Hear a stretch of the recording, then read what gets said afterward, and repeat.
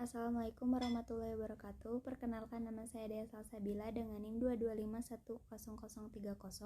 Di sini saya akan menjelaskan salah satu materi yang berjudul Dinamisasi Pancasila dalam Hukum. Pengertian dinamis menurut KBBI, pengertian dari dinamis adalah penuh semangat dan tenaga sehingga cepat bergerak dan mudah menyesuaikan diri dengan keadaan dan mengandung dinamika. Pengertian dinamis menurut konteks pendidikan kewarganegaraan, yaitu selalu bergerak mengikuti perkembangan zaman.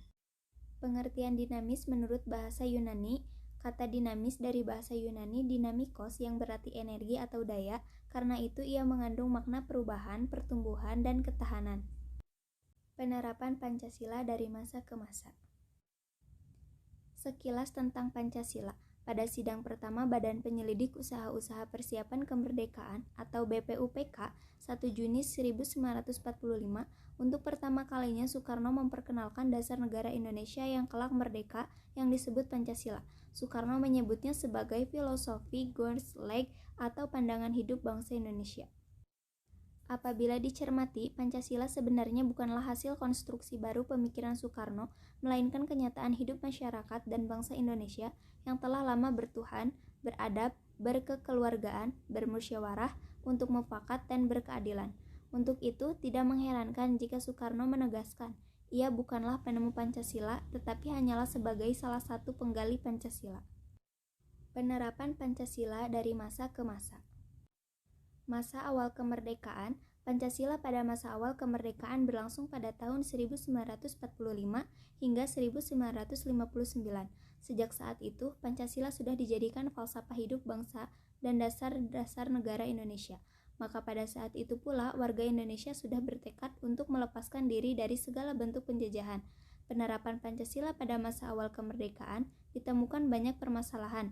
Di antaranya, pemberontakan PKI di Madiun pada 18 September 1948, pemberontakan Darul Islam atau Tentara Islam Indonesia, pemberontakan Republik Maluku Selatan atau RMS, pemerintahan Revolusioner Republik Indonesia atau PRRI, dan perjuangan rakyat semesta atau Permesta. Masa Orde Lama. Penerapan Pancasila pada masa Orde Lama terjadi pada 1959 hingga 1966. Periode ini juga dikenal dengan demokrasi terpimpin.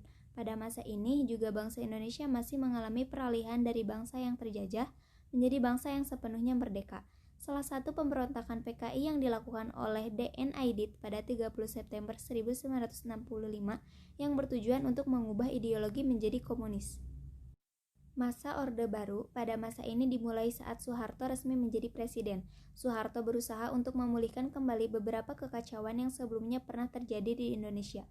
Upaya pemulihan kembali ditandai dengan adanya Repelita atau Rencana Pembangunan 5 tahun, diadakannya pemilu, pendidikan pelaksanaan pedoman penghayatan dan pengamalan Pancasila, serta pemerataan pembangunan. Namun pada upaya tersebut Soeharno mengacu pada nilai yang terkandung dalam Pancasila. Masa Reformasi. Pada saat Soeharto mundur dari jabatannya dan digantikan oleh B.J. Habibie, masa reformasi pun dimulai dengan usaha untuk memperbaiki sistem ekonomi Indonesia, mereformasi bidang politik dan hukum, mengeluarkan Undang-Undang Nomor 9 Tahun 1998 tentang kemerdekaan menyatakan pendapat di muka umum, dan lain-lain. Mulai masa reformasi, penerapan Pancasila sebagai ideologi negara terus diagungkan hingga saat ini. Tidak hanya itu, upaya penggantian ideologi Pancasila dengan ideologi lainnya juga berkurang. Sebagai ideologi dinamis, Pancasila mengandung 3 arti. Yang pertama menjadi ideologi berkelanjutan, yang kedua menjadi titik chemistry, dan yang ketiga ideologi visioner dan misioner.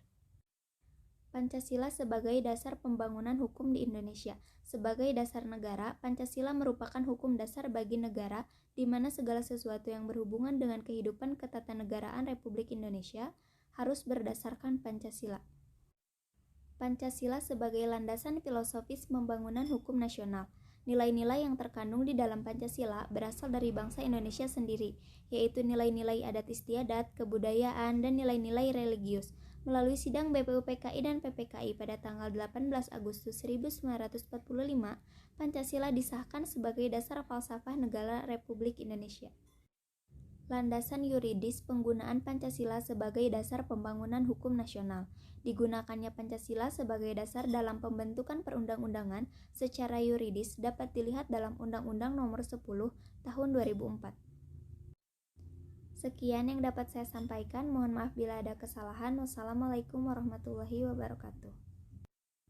Sekian yang dapat saya sampaikan. Mohon maaf bila ada kesalahan. Wassalamualaikum warahmatullahi wabarakatuh.